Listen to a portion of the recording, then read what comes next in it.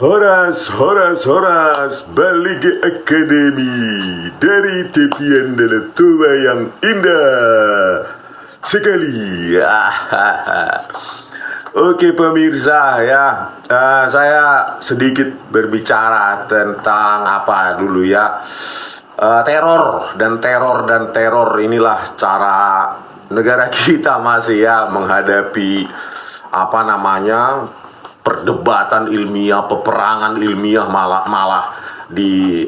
dibalas dengan receh-receh seperti ini. Dikiranya kita takut. Kalau kalian meneror itu artinya kalian pengecut. Ya, saya duduk itu di kafe itu datangi aja gitu loh. Ini cuma teror receh-receh gitu aja dikiranya saya takut ya. Jadi ini langsung saya hubungi Bang Rosadi ya di diskursus, terus ditayangkan beritanya. Inilah dia tampilannya. Nanti saya kirim ke Bang Rosadi videonya ya. Ini kemarin masih fotonya. Jadi ini yang kedua kali ya saya alami di bulan ini. Sebelumnya saya kira cuma iseng aja ya kan, ngambil sesuatu dari mobil saya ya, dipecahkan kaca kiri sampai remuk ya, hujan-hujan lagi ya, jadi saya basah-basahan.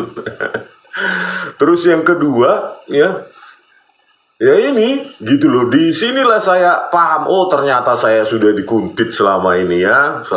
Jadi ban mobil saya tuh sebelah kanan tuh mungkin dipakai pakai cutter gitu ya, dua, depan dan belakang, sebelah kanan.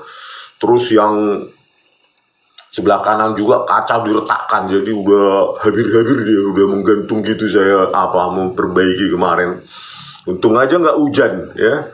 Jadi mungkin mereka kira dengan teror-teror semacam ini saya akan bungkam terus receh itu kalian yang meneror itu ya, receh, pengecut kalian gitu loh. Dan kira ini kebenaran gitu loh. Sejarah bangsa kita harus dikoreksi gitu, bukan dengan cara-cara receh seperti ini, pengecut gitu loh ya. Siapa yang melakukan ini ya kalian akan menerimanya ya, kalian akan menerimanya gitu ya.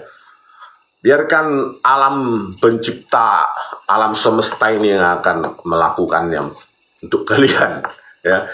Dan kepada pemirsa semua ya yang pejuang-pejuang keadilan, jangan pernah takut, lawan ya.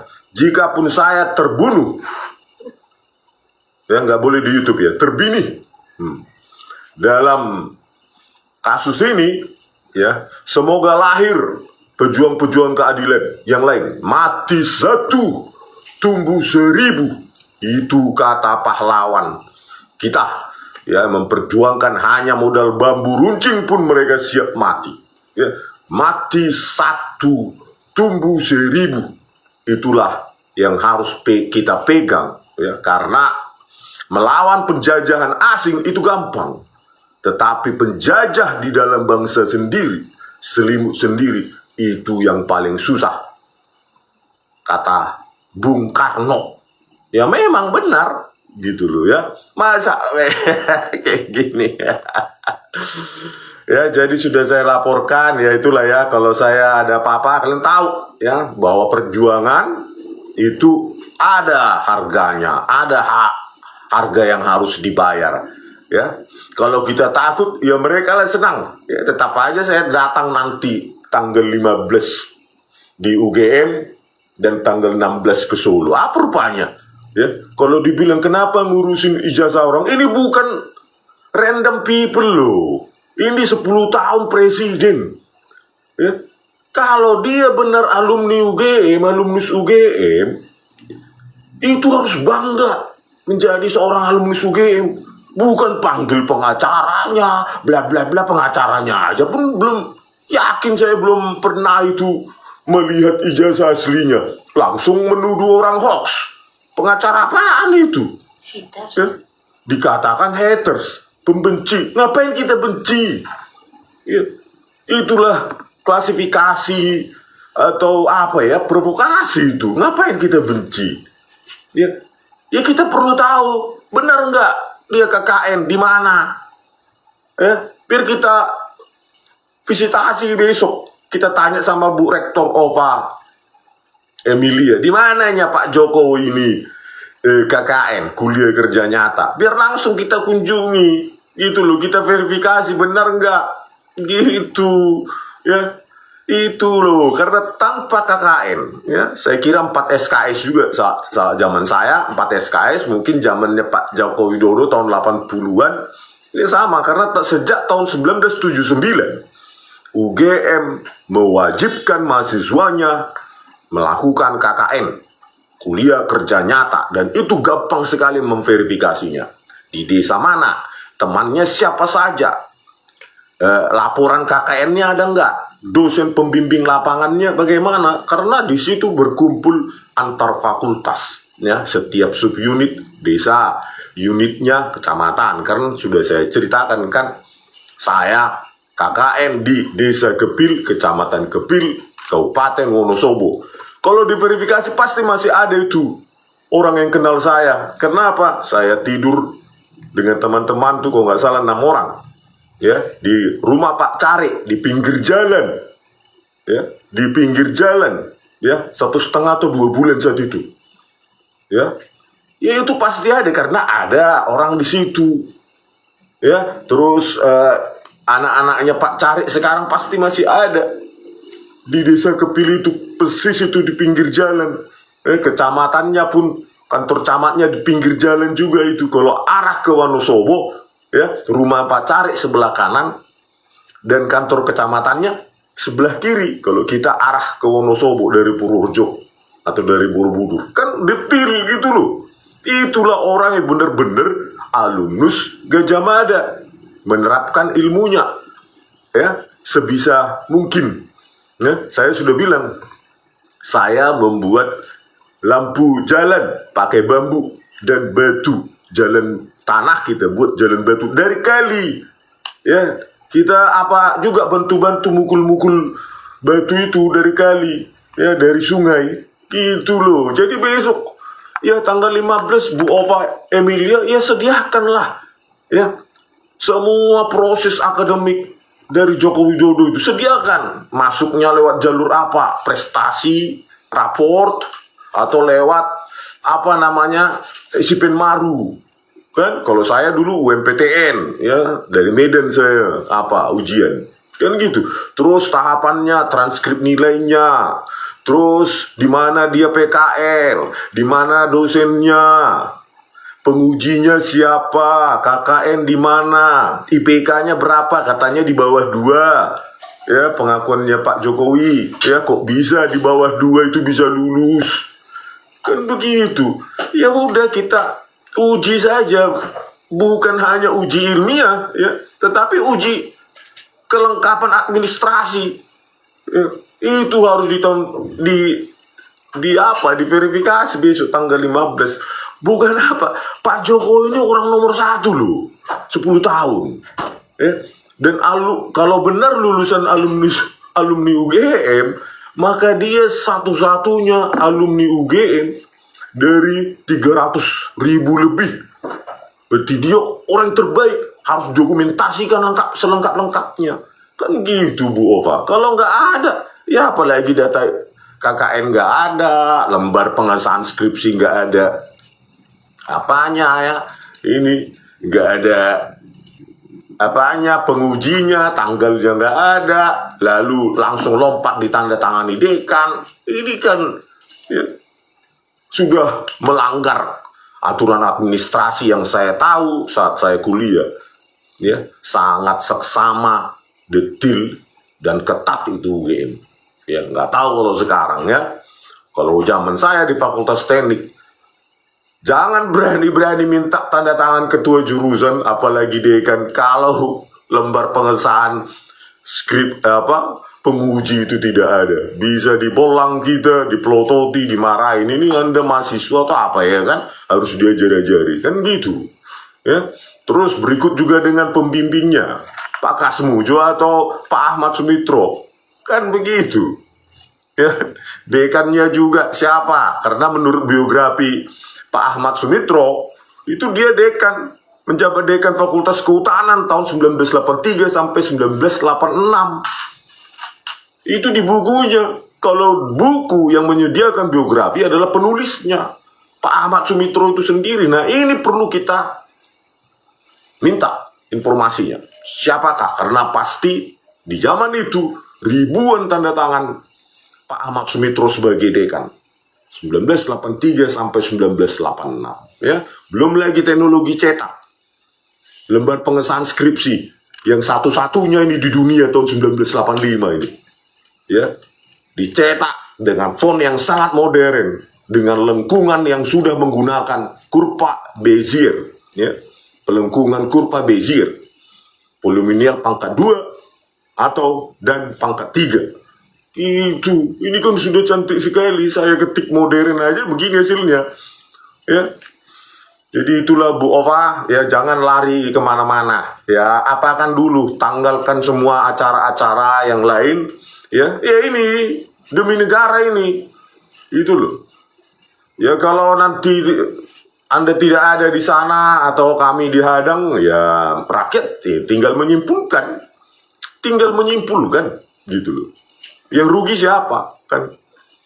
Nah, kemarin katanya datang pengacara Jokowi siapkan langkah hukum soal ijazah palsu, bersiap mengambil langkah. Ya, kita tunggu ya, jangan cuma gertak-gertak sambal. Saya kenal kalian, sudah saya anggap keluarga, tapi saya lebih memilih kebenaran daripada keluarga, bahkan keluarga saya sendiri, apalagi ini terkait negara, gitu.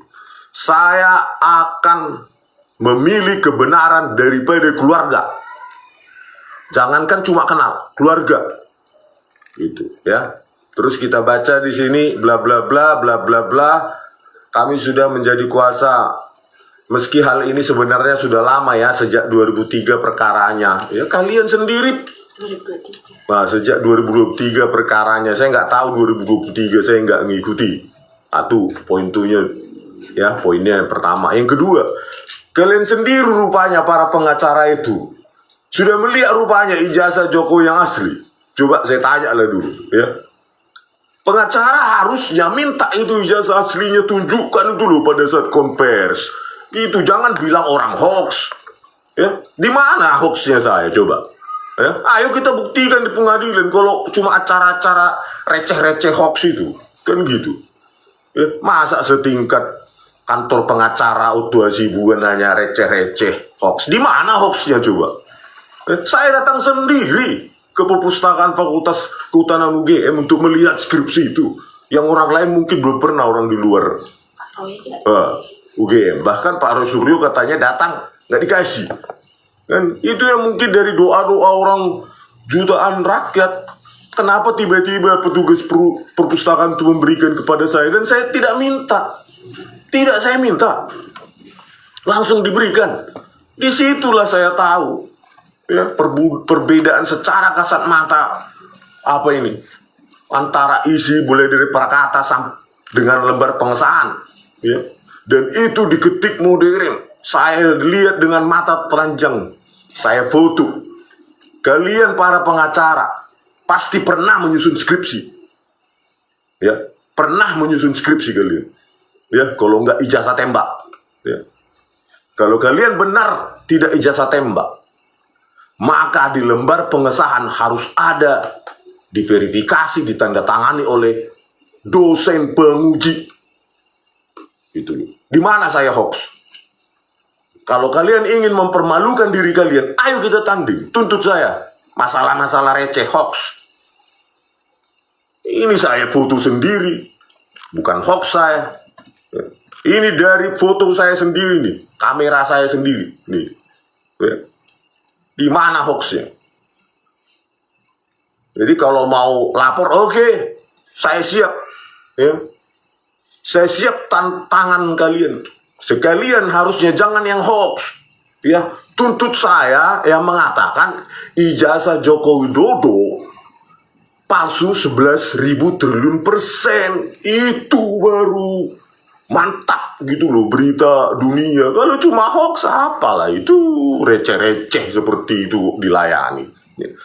tuntut saya terkait dengan tuduhan saya 11.000 triliun persen palsu ijazah Joko Widodo. Kenapa? Mana ada ijazah kalau skripsinya begini? Coba. Mana ada ijazah terbit tanpa ada skripsi yang dilegalisir, yang ditandatangani, diuji oleh penguji. Tidak ada itu. Jangankan Universitas UGM, Universitas Gajah Mada, Universitas abel-abel saja harus ada tanda tangan penguji. Siapa pengujinya? Kapan dilakukan ujian tersebut? Berangkat dari situ logikanya, baru kita uji kertas. Dari ijazah, uji font, uji usia kertas, usia tinta, jenis tinta. Di situ baru kita berdebat secara ilmiah. Gitu, itu levelnya. Gitu. Kalau cuma hoax, kasih kayak pengacara apa aja ya. Harusnya kita mencerdaskan bangsa ya dengan cara menutup kasus ini dengan membedah secara ilmiah. Ya. Kalau saya salah, ya, analisa saya, ya, kalau UGM mengatakan, oh iya, bahwa UGM pada saat itu membolehkan skripsi tanpa ditandatangani penguji, lembar pengesahan penguji tidak ada. Ya oke, saya siap dipenjara kalau itu jawabannya. Dan itu akan ditertawakan universitas-universitas seluruh dunia. Bagaimana skripsi tanpa tanda tangan lembar tanda tangan penguji? Ya, jadi para pengacara harus tahu itu karena udah pernah kuliah. Berikutnya, ya, dari video-video yang sudah saya berikan, ya, lembar pengesahan orang-orang yang diklaim ya, skripsi dari orang-orang yang lulus tahun 1985, 84, lihatlah ini, kosong semua, diketik dengan Times New Roman, dekannya tidak tanda tangan, pembimbingnya tidak tanda tangan, pengujinya tidak tanda tangan. Kalian tuduh saya hoax, saya punya filenya. Itu bisa diuji forensik itu. Gitu. Ya. Diuji forensik. Kalau bisa jangan Mabes Polri, karena Mabes Polri itu laboratorium forensiknya ya penipu gitu loh. Kalian yang menangani kasus Jessica. Ini dia penipunya ini. Ya. Tito Karnavian sebagai Kapolda Metro Jaya 2016. Krisnamurti Dirkrimum Polda Metro Jaya 2016. Dan ini Kepala Laboratorium Komputer Forensik Bareskrim Polri Muhammad Nur Al-Azhar. Ya, dan ahlinya satu lagi Krisnamurti Christopher Harimanrianto. Ya, inilah dia. Inilah Irexop dan Freemake. Ya, kalian pengacara-pengacara Jessica juga. Ya. Irexop dan Freemake yang membuat Jessica dikurung, dipidana 20 tahun, ya, dikurung 8 tahun, penjara, di sel tikus 4 bulan. Ya. Ini dia. Inilah lembaga negara, Bareskrim Polri, laboratorium komputer forensiknya. Ini bisa di-download gratis untuk mengabur-ngaburkan. Inilah pelakunya. Polisi, Kombes, saat itu AKBP. Ya. Kalian sendiri pada kasus ini mengatakan, ya Bang Utu, lonceng keadilan telah mati. Lonceng keadilan telah mati. Memang telah mati. Bareskrim Polri, laboratorium komputer forensik, penipu. Ini apanya? Sudah banyak kali video saya itu. Ya. Nih, Irexop ini di metadatanya. Kanal 9, kanal 7, kanal 1, kanal 3. Ya. Inilah Irexop.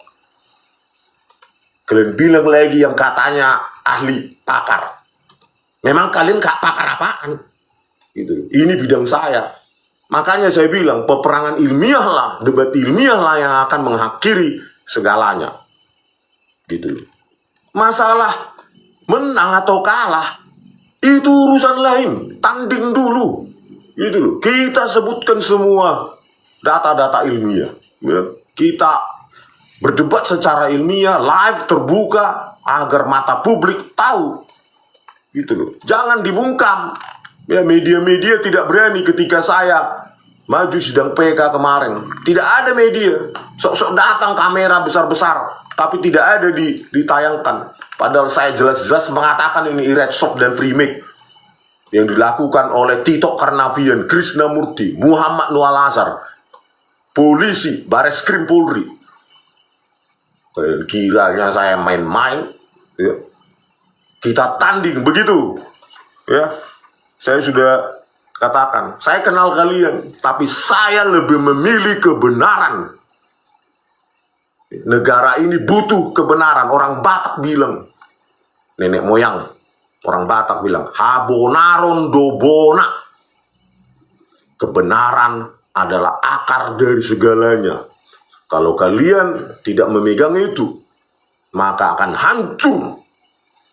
Negara ini pun akan hancur. Dikorbankan hidupnya 8 tahun di penjara, 4 bulan di sel tikus oleh polisi jenderal Tito Karnavian, Krisnamurti. Berkomplot mereka hanya butuh 2 sopir gratis di Red Shop dan Freemake.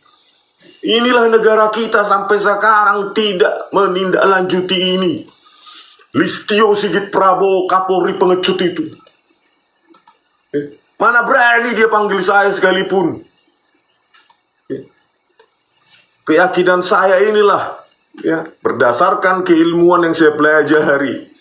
Semua bungkam. Bisanya cuma apa? Teror ecek-ecek. Ya. Kembali ke kasus skripsi palsu, ijazah palsu.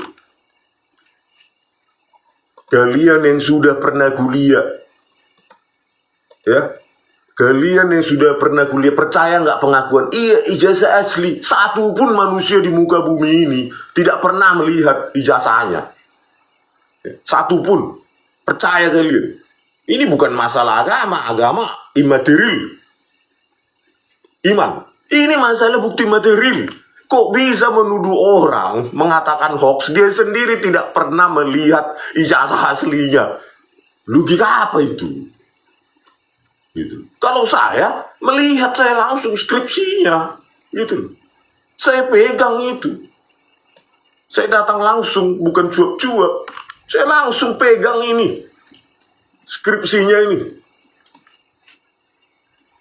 Ya, saya pegang langsung. Bagaimana tidak ada lembar pengesahan diketik dengan cara modern seperti itu bisa lulus? Kalian lihat dulu orang-orang pengacara yang lulus tahun 1985 pakai apa kalian lembar pengesahan itu? Mesin ketik kan? Paling pakai mesin ketik Brother, boro-boro IBM, mesin ketik IBM. Melihat saja pun kalian belum pernah kurasa mesin ketik IBM itu, apalagi IBM PC tahun 1985 atau Apple. Oke, terkait ada yang mengatakan UGM kan sudah mengeluarkan bla bla bla, sudah mengatakan clear bukti segala macam. Percaya ya. Itu apa kita orang kuliah tinggi-tinggi kalau cuma klaim, tapi klaim tanpa menunjukkan bukti ilmiah, bukti-bukti akademik. Ya. Itu anak-anak itu.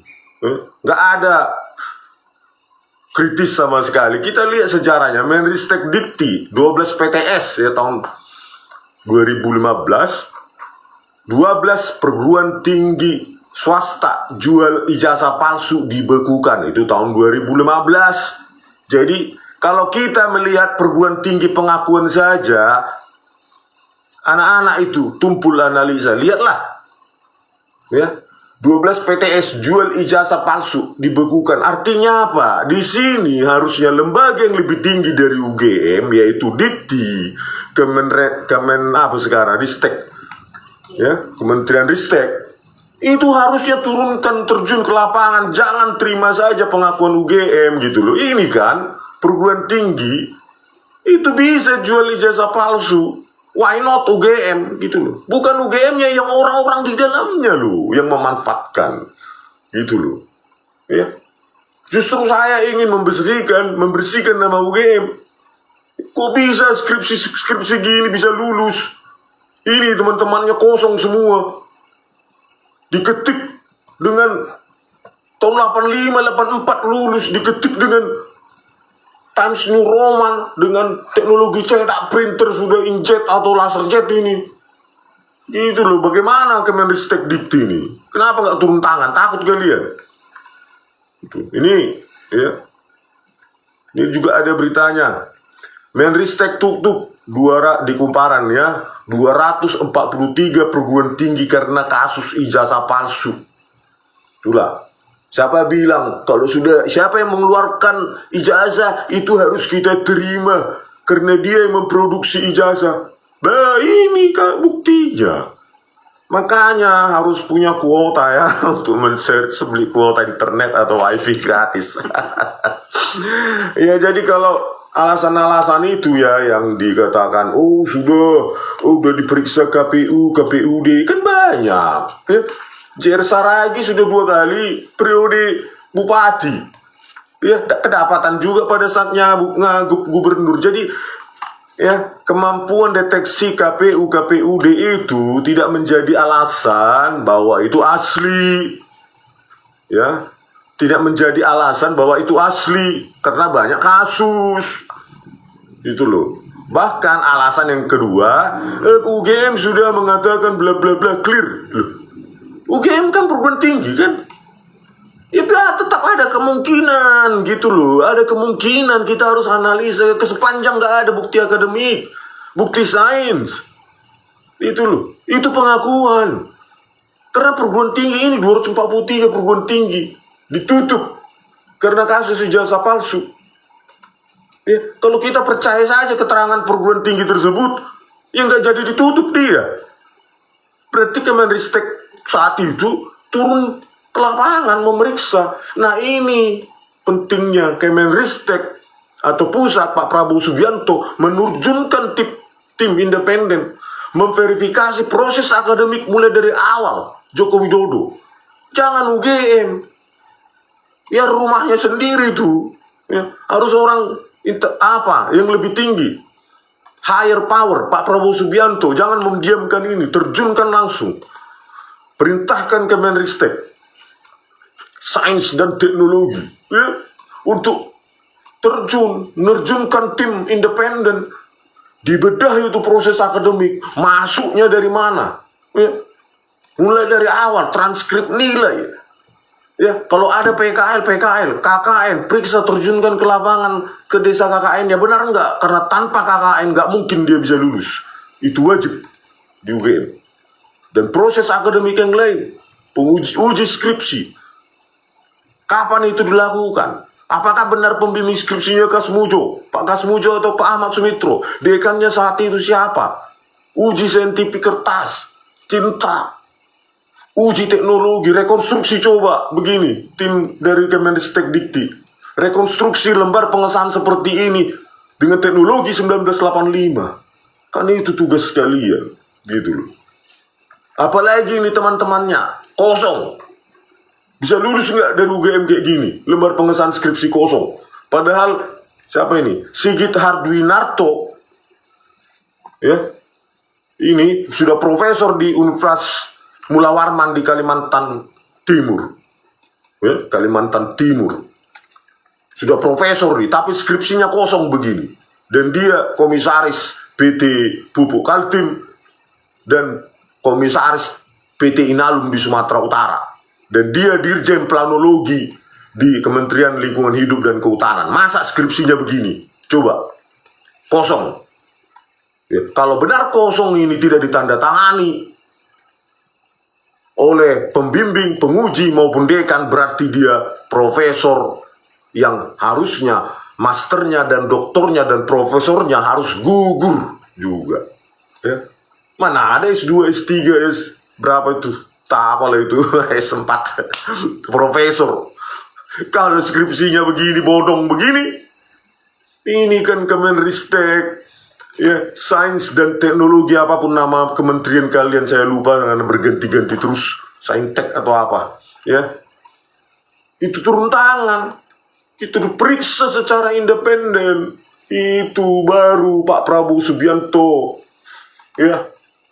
Oke pemirsa, berikutnya akan kita bahas hal-hal ilmiah yang lain. Ya, terkait dengan ya banyaklah ya yang menjadi senjata kita nanti kalau di pengadilan. Banyak ya, saya tetap simpan sama seperti kasus Jessica Wongso ya. Kasus Jessica Wongso di podcast maupun di YouTube saya tidak saya sebutkan Iretsok ya, hanya saya sebutkan di pengadilan. Itu yang akan menghentakkan ya. Tapi sayang media massa mainstream tidak berani ya mengungkapkan kejahatan digital dari polisi yang bernama Tito Karnavian, Krisnamurti dan Muhammad Nur Al-Azhar ya, di mana laboratorium komputer forensik Baris Krim Polri jadi studio animasi digital pakai software gratisan oleh Muhammad Nur Al-Azhar dan Christopher Harimandrianto. Sayang sekali ya, peradaban kita ya cuma sampai di sini ya. Independensi pers ya cuma ilusi belaka ya. Coba kalian siarkan ini, beritakan ini, tanggung jawab saya. Karena apa? Ya di metadata oleh di BAP-nya Muhammad Nur Al-Azhar dan Christopher. Apa saya, pegangan saya itu ilmiah ya. Gak ada saya karang-karang. Itu sudah ilmiah, ini created with Super C writing application Iretsok. Inilah penjahatnya. Sampai sekarang mereka masih makan uang rakyat dengan gaji mereka ya. Banyak lagi ya. Kasus KM50 Vina Cirebon, Kanjuruan, itu harus kita selesaikan. Pak Prabowo Subianto harus diselesaikan.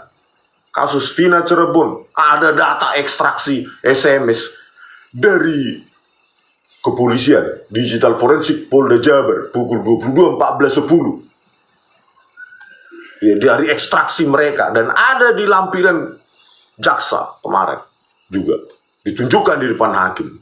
Ada, tapi tetap masuk penjara seumur hidup sampai sekarang. Padahal dituduhkan 22.15 sampai 21.15 sampai 22.30. Rangkaian pimirkisiin dan pimbinihin. Coba 22.14.10 masih SMS. Ayo kita minum. Mana me? Coba bayangkan. Inilah hukum kita, potret hukum kita yang katanya sudah lonceng keadilan, sudah mati. Memang sudah mati. Belum di kasus KM50. 20 jam sebelum 7 Desember ya, 20 jam sebelum 7 Desember fiber optik mati di KM, sekitar KM50, tol KM50. Kalian dulu yang berlogika, percaya nggak itu 20 jam sebelum ya, 20 jam sebelum. Alasannya putus, tidak tahu dianalisa seratnya dimakan tikus, disambar petis atau dipotong pakai gunting. Tidak ada itu.